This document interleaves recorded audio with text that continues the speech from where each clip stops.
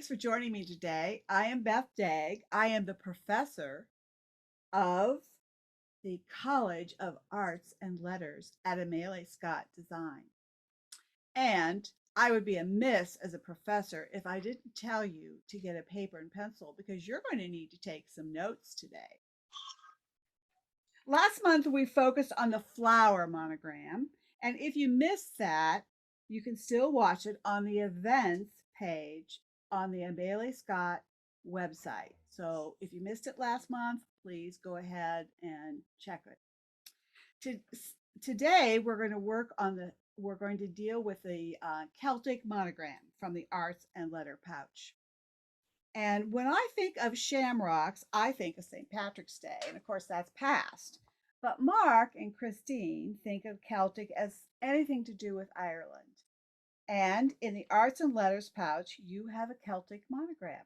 Right there. I can see it behind my head there. When we were brainstorming other ways to use this monogram, Christine immediately thought of coasters for her game night or her in-laws as a gift, her Irish in-laws, and they would love a set for their house. And I could see a set going as a hostess gift. I would take 4 of them, wrap a pretty bow around them, and then I would give them as a hostess gift. So the first thing that we did was make beautiful coasters. And Christine set up a free quilted coaster layout just for this class.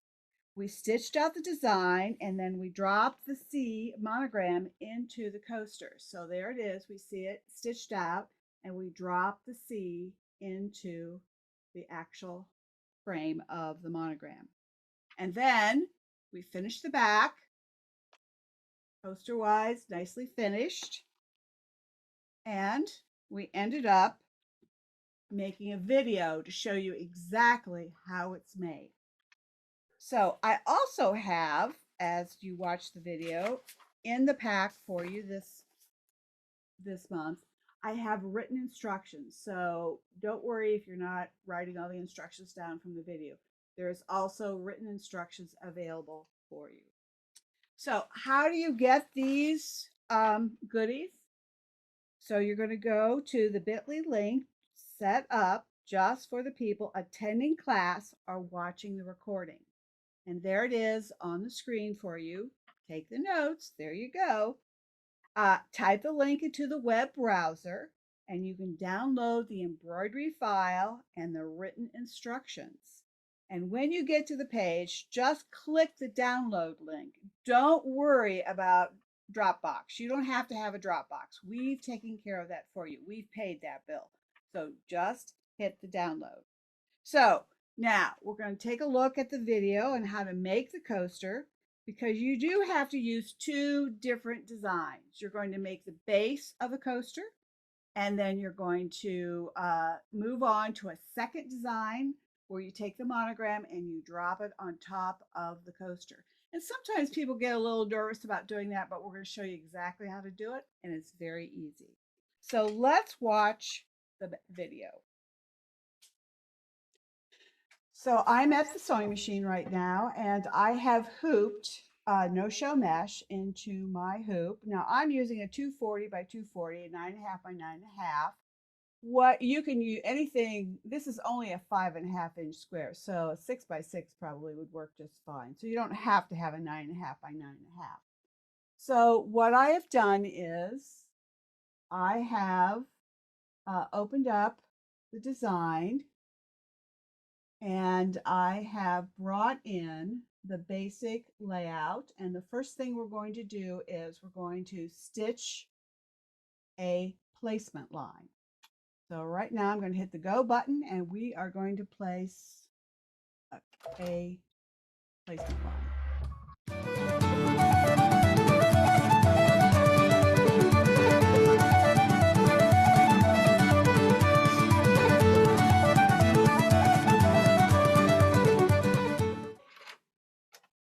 In my placement line, now I'm going to place my batting and my fabric, and I'm going to put it inside the placement line.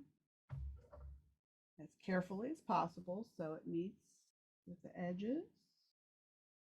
And the next step is to stitch these two units down.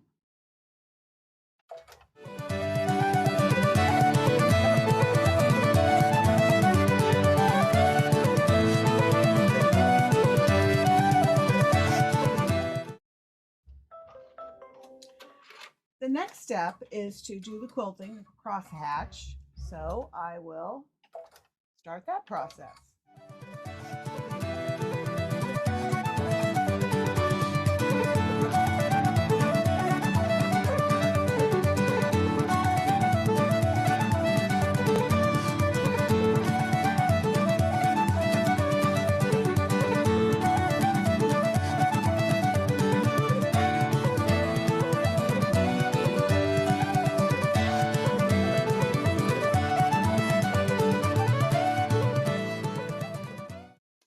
As you can see, I have completed the cross hatching on the coaster, and now it's time to move to the actual Celtic design. So I'm going to hit return on my machine here at Command Central. I call this. Delete this design. Okay. Bring in the new design. Right there. I'm going to set it. Embroider, and we're ready to roll. And if you look at the layout, you'll see I'm going to start with doing the large shamrocks. Okay, so I have changed my thread color to the green as required in the layout. But the first thing I need to do is I need to make sure that my design is going to be centered on the cross hatching. The lovely part about having a baby lock or a brother machine is that the design always comes into the center, but other machines might not do that. So we have provided a template for you to make sure that you have the design centered on the coaster. And the template looks like this. It's sort of a circle with the edges cut off. And what you want to do is you want to center it on your template. So you want equal on each side and equal top to bottom. And in my machine at home, I call it precise positioning, but you would do it, I don't know what your machine is, but you would hit layout on the baby lock, you would hit move, and then you could, on a baby lock, you can hit this lovely little T, and oh, I'm right on, but I could move down just a smidge. So I think that's perfect. I'm going to hit OK. And now I am ready to stitch my first green shamrock. So I'm going to remove the template. I have already put my green thread in, the bobbin and the top, and hit the go button. Here we are. As you can see, I have completed the embroidery of the Celtic design with the monogram on the coaster top. At this time, we're going to delete the design off the machine. And I'm going to hit return, delete, OK to delete it, bring up off the USB the coaster layout. Now this, get set embroidery. All right, now at this point we have the layout, and this is the beginning of the coaster, and we don't need to repeat that. So we're going to go down here, and we're going to move down the various steps till we come to the back stitching. So you're going to lay the first back on top with the folded edge along the center. And you want the top to be even with the previous coaster parts. And the nice part about this is that Christine starts these back stitching at the top and not here on the edge. And you don't have to worry about then the needle getting up under the edge. It's nice and smooth. The other thing I want to bring to your attention is I have changed the thread back to the coaster color that we did the cross hatching. It's so much better in case in some way the the wrong color would show up. This way you're all matched.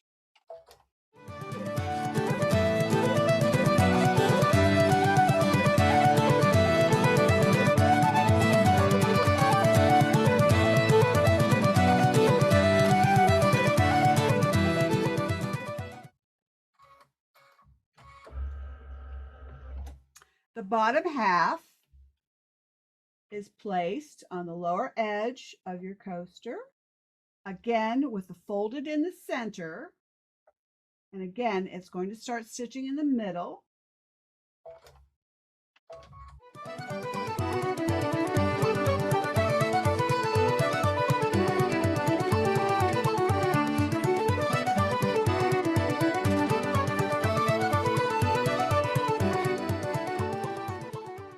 And voila, we have a completed coaster. When I remove the hoop and remove the stabilizer from the hoop, I trim back along here, and then I just cut a little diagonal corner here to get rid of that extra bulk that would be in the corner and would stop the coaster from having a nice smooth corner. So there we go.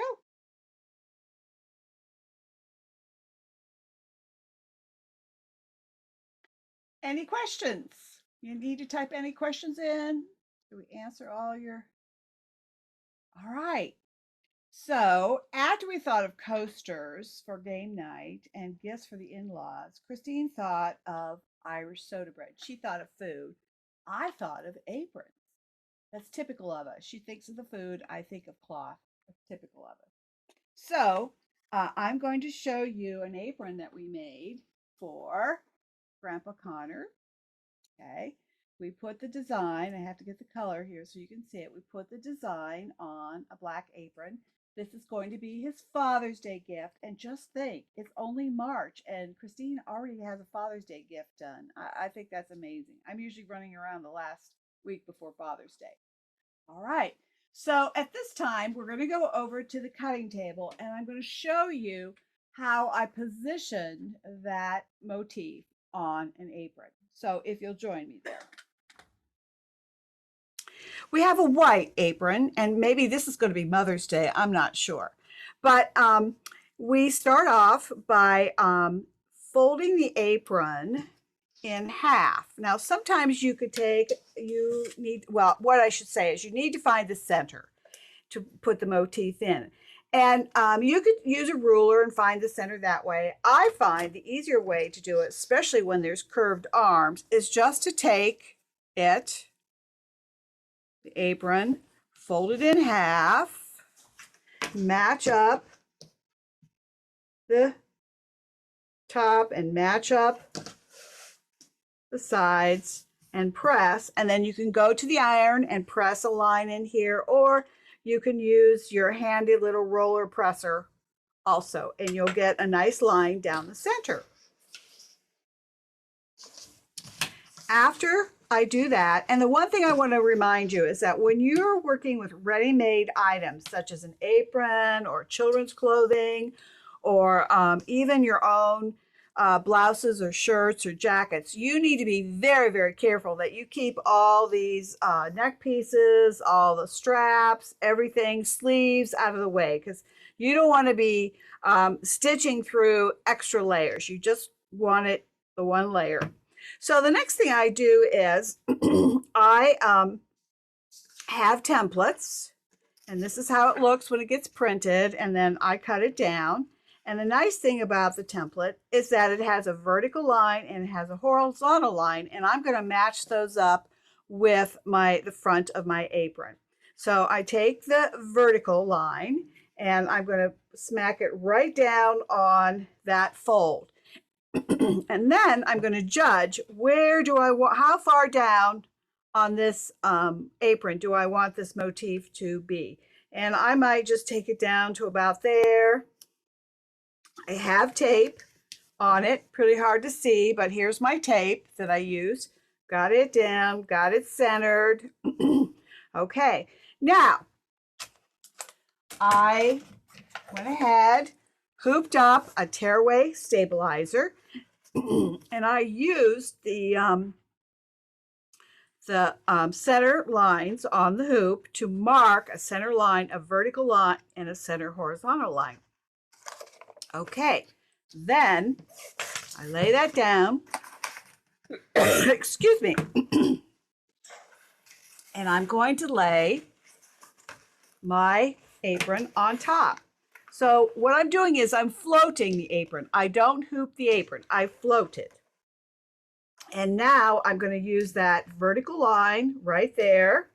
And I'm going to bring this horizontal line to there. Okay, vertical, horizontal.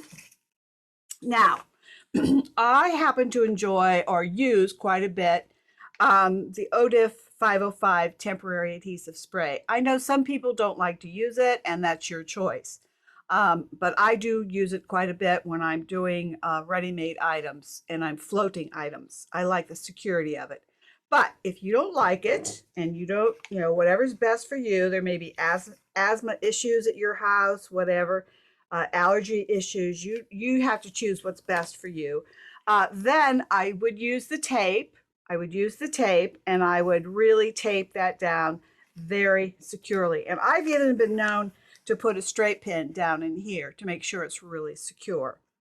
So after it's all nicely secured, it's all set up the way I need it, then I would carry it very gingerly to my machine and put it in, make sure the design, the motif is up and ready to roll, and then I would use my positioning to find the center of the motif so that everything is centered on the hoop and on the apron. After I do that, then I would baste around the design, and that is really, really what secures the apron to the stabilizer. Now, one other thing I want to talk about today is, let's say you purchased a denim apron, and you do see them, they're really cute. And the one extra thing that you would need to add on top of your motif is a water-soluble topper. And the reason for that is that denim is stretchy. And I don't know if you realize it, but think back when you've washed your jeans and you've put them on first thing in the morning and they're kind of tight and you're thinking, oh, back to the gym. But by the end of the day, they're kind of loose. The waist is looser, the hips are looser, the legs are looser. And you go, oh, I must have lost weight today. Well, the reason that it's loose is because denim is stretchy. And anytime you are working with a stretchy fabric of any sort, whether it is a knit shirt or a children's knit dress, anything that's knit, you want to make sure you have the water-soluble topper on top. And that holds it together so it doesn't stretch out for you as you stitch the motif at your machine. So now let's go back to the table. Printing out a template. Okay, if you, the question is, where do you find the template? And if you go to events on our website, Amelia Scott website, to the last event, you'll be able to pull it up and print it out there. No, you won't print it out. You have to make it through Toolshed. Oh, yeah, I'm sorry. I'm saying that right. You have to make it through Toolshed. And Mark explained that last month. He explained that, how to do that. So you can print it out, though, after you get it made through template. I'm not totally wrong, but a little wrong. Okay.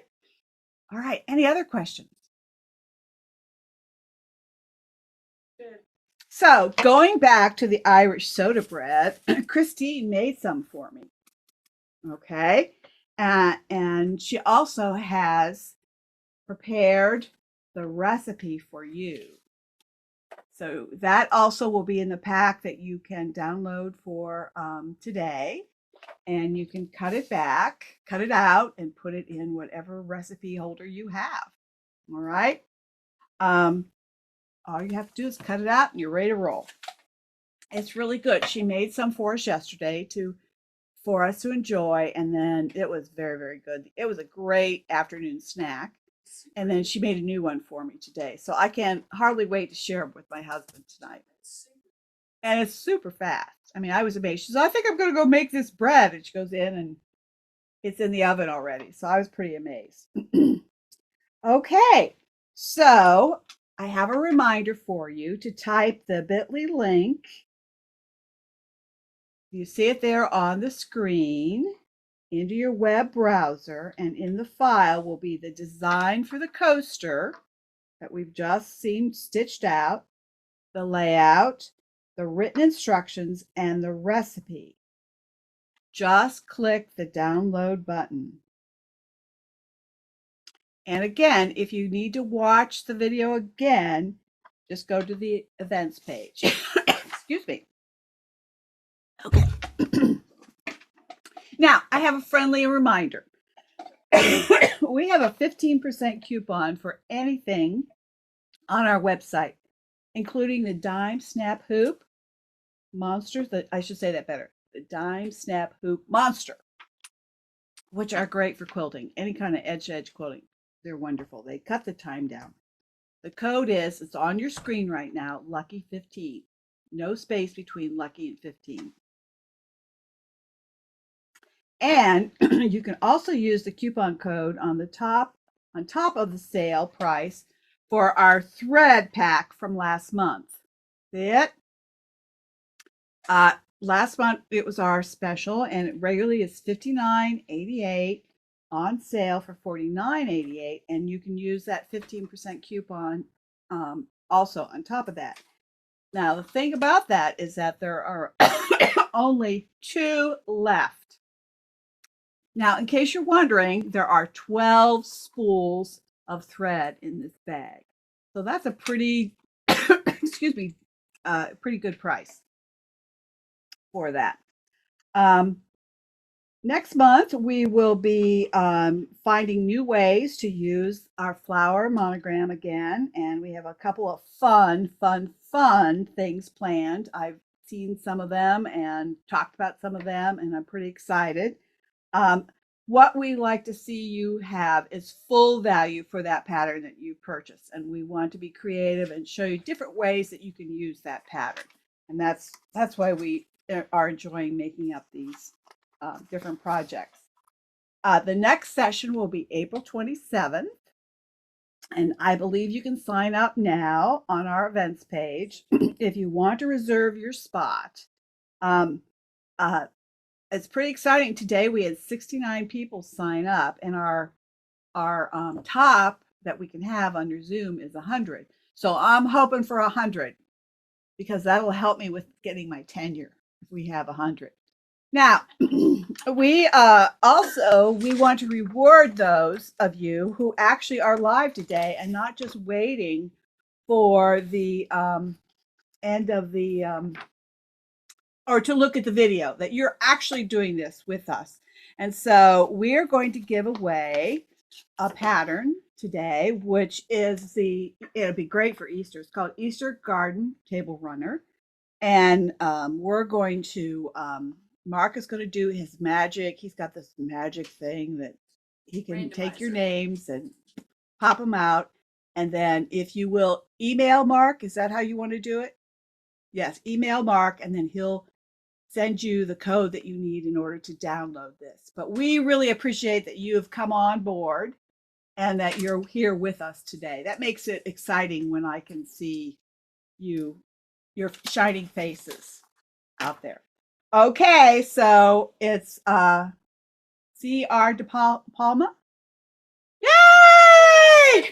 So you will be getting, you need to email support@amelescott.com, and then he'll send you the code you need in order to get your free pattern. And it's a great pattern for Easter. Those bunnies are really cute. Okay. Again, we really appreciate being able to see your faces. Okay. In May, we will have a whole new set of monograms. And oh my gosh, I'm so excited about them because I had some input in what they are, and I'm pretty excited. And Christine's done an awesome job of taking the ideas that we brainstormed on and making them look really cool. And last item, and very important to us, is that if you happen to be going to the original Sewing and Quilt Expo in Akron, Ohio, April 13th, 14th, and 15th, please come to our booth. Write this down. Write this down. It's booth 413. It's right inside the door. So please come and see us, wave to us, give us a hug, because we would love to meet all of you and enjoy your company while you're visiting the expo. You will meet both Mark and Christine, and you'll meet me. But Mark and Christine are like the big shots that you want to meet because they're the creators of this whole organization. Are there any questions before I go?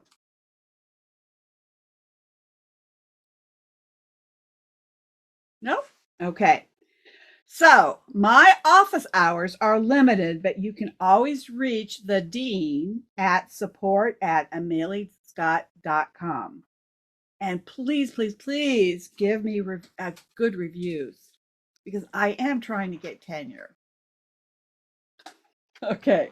So for the rest of you, please enjoy the rest of your day and for the rest of your month. Now, did I tell you the next one is April 27th? I want to make sure that you know that you get signed up and see you next month.